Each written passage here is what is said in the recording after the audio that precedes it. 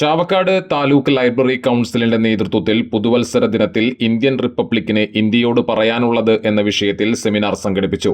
പാവറട്ടിയിൽ സാംസ്കാരിക പ്രവർത്തകനും മുൻ ഗുരുവായൂർ MLA-യുമായ KV അബ്ദുൾ ഖാദർ ഉദ്ഘാടനം ചെയ്തു. കേന്ദ്ര യൂണിയൻ ഗവൺമെന്റാണ്. പുതിയ നിയമം അനുസരിച്ച് സംസ്ഥാനങ്ങളുടെ തലയിൽ 60% കൊണ്ടുവന്ന് വെച്ചിരിക്കുകയാണ്. ഇപ്പോൾ തന്നെ നമ്മുടെ സർക്കാരിന്റെ ചെലവുകളിലെ 70% വഹിക്കുന്നത് സ്റ്റേറ്റുകളാണ്. ആ സ്റ്റേറ്റുകളുടെ തലയിൽ പുതിയ ഭാരങ്ങൾ കൊണ്ട് വെക്കുമ്പോൾ ഭരണഘടന വിഭാവനം ചെയ്ത ഫെഡറൽ തത്വങ്ങൾ ഇവിടെ കാറ്റിൽ പറത്തപ്പെടുന്നു എന്നുള്ളതാണ് സത്യം.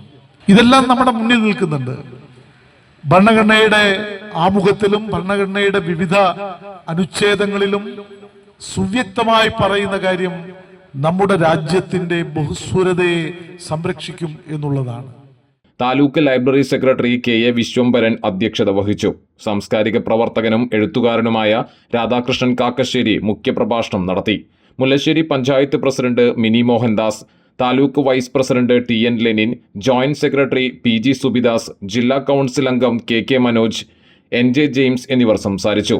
തദ്ദേശ സ്വയംഭരണ സ്ഥാപനങ്ങളിലേക്കുള്ള തെരഞ്ഞെടുപ്പിൽ വിജയിച്ച ലൈബ്രറി പ്രവർത്തകരെ ചടങ്ങിൽ ആദരിച്ചു.